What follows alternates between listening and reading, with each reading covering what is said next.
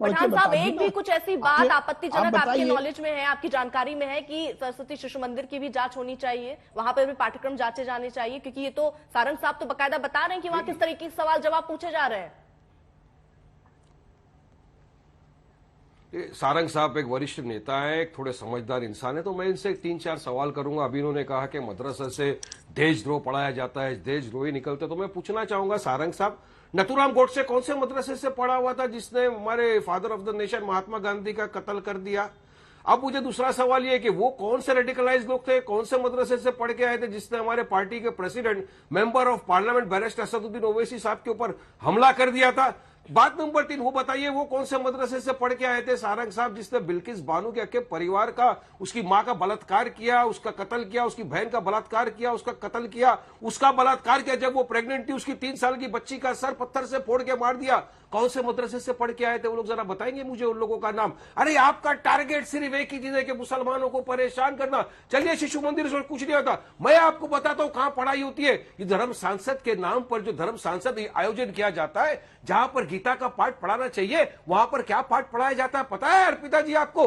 बच्चों को सिखाया जाता है बेटा कलम कागज छोड़ दे, तलवार उठा, मुसलमानों का नरसंहार कर दे, ये वहां सिखाया जाता है। तो कौन सी जगह पे सही तालीम दी जाती है, कौन सी जगह पे गलत तालीम दी जाती है, ये इनको आपको पता है अच्छी तरह से सारंग साहब। बात नंबर 3 मुझे बताइए ना, ये सारे जो मदरसे का आपको सर्वे करना है, पहले बाल शिशु मंदिर से शुरुआत करते हैं। इतनी सारी वहां पे बीएमसी की आपके यहाँ पे स्कूलें मैं जाके देखा हूं मध्य प्रदेश के अंदर, जिनके अंदर लेडीज लोग को टॉयलेट में जाने के लिए जगह नहीं है, 4-4, 5-5 घंटे बेचारी बच्चियों को इसी तरह बैठना पड़ता है। वहां सर्वे कराइए, वहां पे काम क्यों नहीं कराते आप लोग वहां काम कराइए ना जाके। तो क्योंकि जहां जहां भाजपा की सरकार है ना अर्पिता जी, वहां इन्होंने बस सोच लिया है कि आपको किसी भी तरह मुसलमानों को परेशान करना है। क्या हासिल होगा बताइए मुझे? कौन से मदरसे से पढ़ के, हमारे मदरसों से पढ़ के डॉक्टर अब्दुल कलाम निकले, मदरसे से पढ़ के वरिष्ठ नेता देश के निकले हैं, वरिष्ठ लोग देश के निकले, जिन्होंने ठीक है सारंग साहब, ठीक है पठान साहब, से कौन से मदरसे से पढ़ के निकला, ये नाम बता दीजिए। चलिए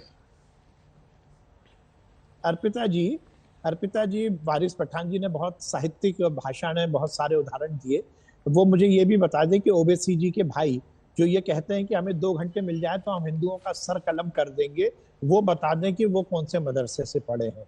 वारिस पठान जी इतना चीख चीख के बोल रहे हैं, इन्होंने आपके प्रश्न का उत्तर नहीं दिया कि एक इंसिडेंट बता दें कि शिशु मंदिर से कोई देशद्रोही निकला हो, एक वाक्य बता दें कि शिशु मंदिर में कोई जिसमें पठन पाठन की सामग्री पर हिंदू हो या मुसलमान हो उसको आपत्ति हुई हो शिशु मंदिर की पढ़ाई पर।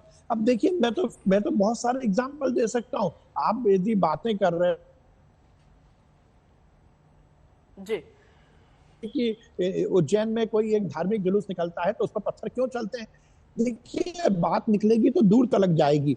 हम इस डिस्कशन को, जो कि कहीं ना कहीं पढ़ाई की व्यवस्था को करे, इसको हिंदू मुस्लिम की तरफ ना लेके जाएं। वारिस पठान जी हो या ओवैसी जी हो, इनकी राजनीति केवल तुष्टीकरण पर आधारित है। मुसलमानों को बरगलाओ, आरोप तो बीजेपी पे भी यही लग रहा है कि यहाँ पर भी राजनीति के चलते, क्योंकि 2023 में चुनाव है, उससे पहले एक शगुफा छोड़ दिया जाता है, इसको किसी शगुफे के तौर पर देखा जा रहा है। इन्होंने अब्दुल कलाम साहब का नाम लिया। बताइए ना, अब्दुल कलाम साहब को राष्ट्रपति का प्रत्याशी किसने बनाया था? किस सरकार में वो इस देश के राष्ट्रपति बने थे? अब्दुल कलाम जैसे मुसलमान भाई होंगे, हम उनका आते हैं, उनको प्रेम करते हैं। देखिए, ये हिंदू मुस्लिम की बात नहीं है। जो देश से प्यार करेगा वो हमारा भाई है, और जो देशद्रोह की बात करेगा वो किसी भी धर्म का हो, वो हमारा दुश्मन है। इसको आप हिंदू मुस्लिम पर मत लेके जाइए। ये सीधा जल्दी से मैं चर्चा में और लोगों को भी जोड़ लेना चाहती हूँ। रहमानी जी, वो बच्चे जो नौनिहाल, आपकी प्रतिक्रिया? जो नौनिहाल है उनको देखिए, उनको बरगलाइए मत। ठीक ठीक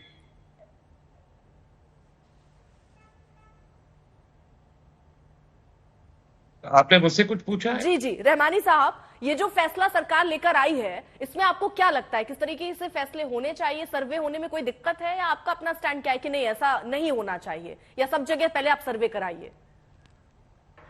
ये सर्वे होना तो एक बड़ी नॉर्मल सी और यूजुअल सी बात है। बहुत सी चीजों के सर्वे की जरूरत पड़ती है। मुल्क में सैकड़ों ऑर्गेनाइजेशन है और गवर्नमेंट की ऑर्गेनाइजेशन भी हैं जो मुख्तलिफ उन्वानात से सर्वे कराती है। तो ऐसे सर्वे से किसी को भी कोई दिक्कत होनी नहीं चाहिए। मगर सवाल यह है कि भारतीय जनता पार्टी जो अपने कैरेक्टर से और अपने ओरिजिनेशन से और अपने डे वन से, अपने इंसेप्शन और जनसंघ के भी इंसेप्शन से ये इस्लाम और मुसलमान विरोधी रहे हैं।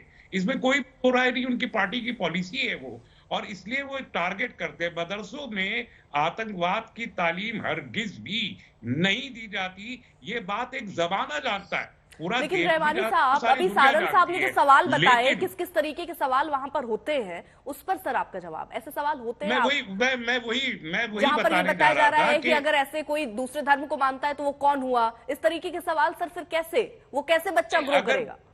अगर भारतीय जनता पार्टी और आरएसएस के लोग ये मानते हैं कि इस्लाम एक देशद्रोही धर्म है और एक आतंकवादी धर्म है, तो फिर हर सवाल पे उनको एतराज होगा और वो इसी किस्म के एतराजात करेंगे, अब कर रहे हैं। इसीलिए उनको सिर्फ मदरसों को टारगेट करके आप वोट पोलराइज करने की हमेशा कोशिश करते हैं कि देखिए मुसलमानों का ये हशर भारतीय जनता पार्टी करने की ताकत रखती है, और इसलिए जो है नॉन मुस्लिम हमारे ब्रादरान सब बीजेपी को पोलराइज होकर वोट करें। इसलिए यूनिफॉर्म सिविल कोड की बात करते हैं, इसलिए मदरसों की बात करते हैं, इसलिए तलाक की बात करते हैं, इसलिए हिजाब की बात करते हैं। वरना देश में तो मुद्दे, अभी इससे पहले आपके प्रोग्राम में चीन पर बहस हो रही थी, पार्लियामेंट में बहस नहीं कर रहे हैं, अखबारात में बहस कर रहे हैं। ये मुद्दा है देश का, देश की सिक्योरिटी का, उस पर बहस न करके आप उत्तर प्रदेश में आपने मदारिस का सर्वे करवाया था, उसकी रिपोर्ट लाने के बाद बताइए क्या क्या एक्शन किया और क्या क्या इंप्रूवमेंट करने का काम किया।